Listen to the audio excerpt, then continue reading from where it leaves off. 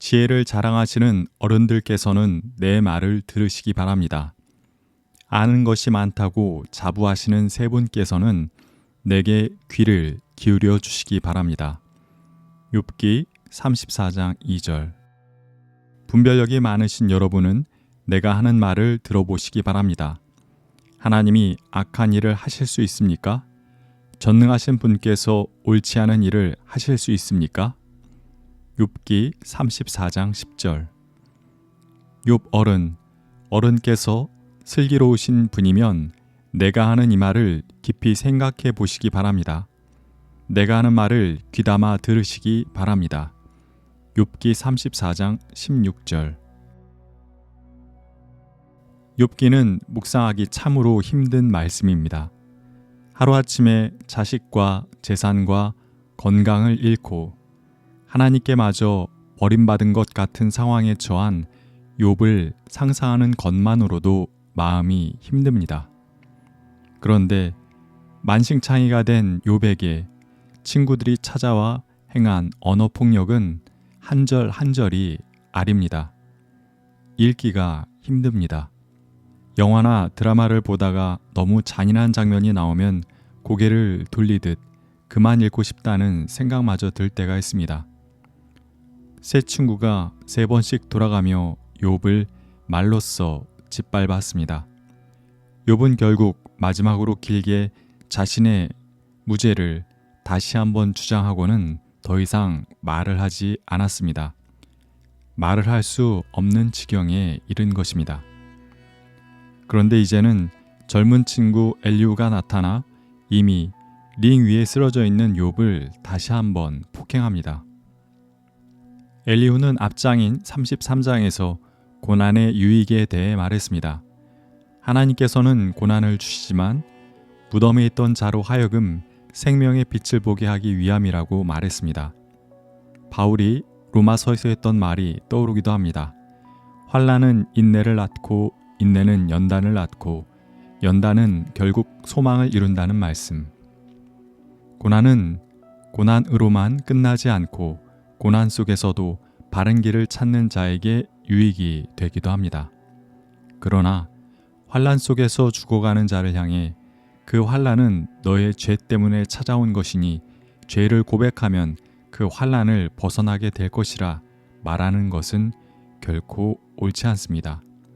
그것은 환난 위에 또 하나의 환난을 더할 뿐입니다. 엘리후에게 지혜가 있었는지는 모르겠지만 그에게 인간이 또 다른 인간에 대해서 갖추어야 하는 기본적 예의와 상식이 없었다는 것은 분명합니다. 34장에서 엘리후는 욥의 잘못을 조목조목 지적했습니다. 나는 옳게 살았는데도 하나님은 나의 옳음을 옳게 여기지 않으셨다. 나는 죄가 없다. 사람이 하나님을 기쁘게 해드린다 해도 덕볼 것은 하나도 없다. 하나님 앞에서 한 인간이 자신의 옳음을 당당히 주장하고 죄가 없다 말하고 하나님께 덕볼 일이 없다 말하는 것은 아주 불경하며 옳지 못합니다. 엘리후의 말이 맞습니다.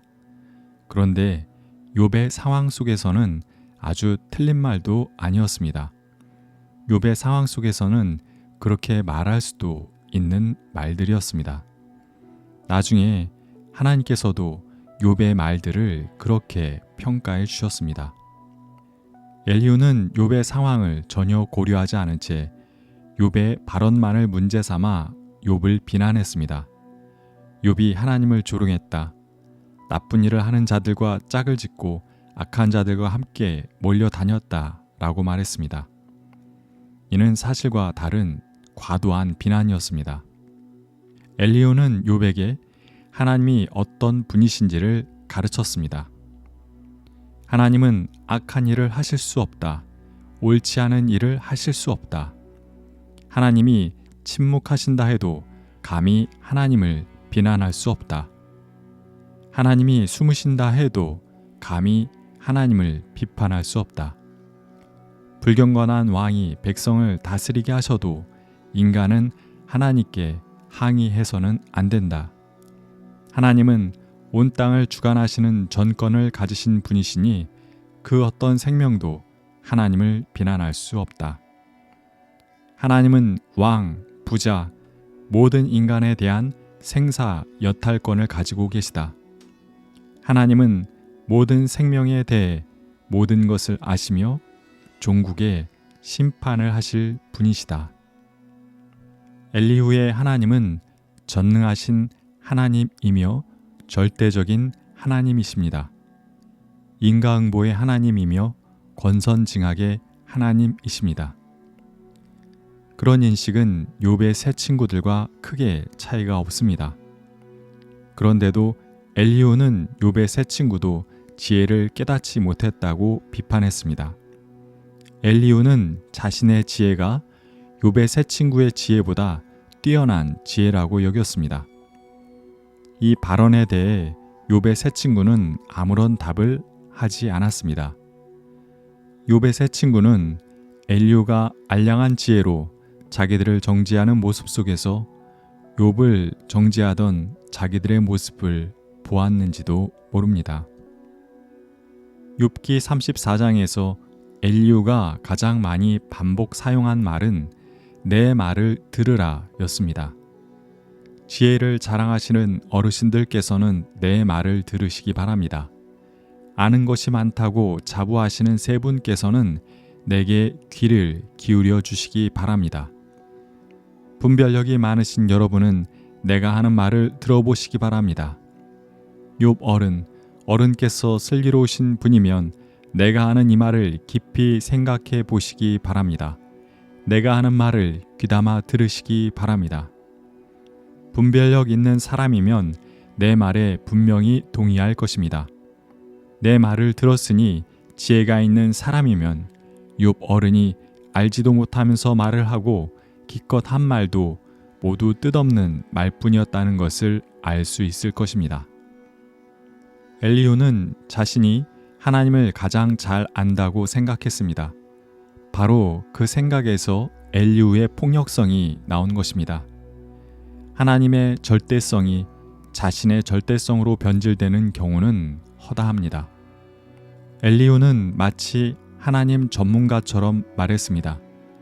하나님의 이름을 들어 욥을 정죄하고 욥의 세 친구도 정죄했습니다. 하나님에 대해 말하다가 어느 순간 자신이 하나님이 되어 모든 이가 자신의 절대적인 말을 들어야 한다고 생각하게 되었습니다. 엘리후는 자신의 말을 하나님의 말처럼 절대화했기 때문에 자신 외에 다른 모든 사람들을 당당히 심판하고 정죄할 수 있었던 것입니다. 프로크루테스의 철침대가 생각납니다. 프로크루테스는 그리스 신화에 나오는 인물입니다. 그는 아테네 가까운 곳에서 살았습니다.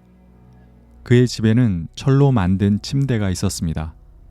지나가는 행인을 붙잡아 자신의 침대에 누이고 그의 키가 침대보다 크면 잘랐고 키가 작으면 억지로 늘려서 죽였습니다. 인간이 자신을 하나님처럼 절대화할 때 얼마나 폭력적인 존재가 될 수 있는지를 보여주는 이야기입니다. 우리도 엘리후처럼 사람들에게 자꾸만 내 말을 들으라 말하며 살고 있지 않는지 돌아보면 좋겠습니다. 하나님, 엘리후를 통해 우리를 돌아보게 하시니 감사합니다. 우리는 종종 하나님에 대해 말하다가 우리 스스로가 하나님이 된 적이 있었습니다. 하나님의 절대성을 말하며 우리 스스로가 절대가 된 적이 있었습니다. 그 절대성을 기반 삼아 사람을 쉽게 판단하고 정죄했습니다. 마치 나 자신은 아무런 잘못과 과오가 없는 사람처럼 처신했습니다. 주님, 우리를 용서해 주십시오. 우리 안에 있는 오만함과 폭력성에 좀 더 민감한 사람이 되겠습니다. 조심히 겸손히 살겠습니다.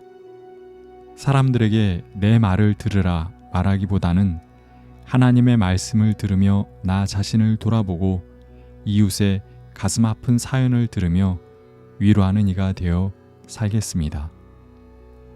아멘.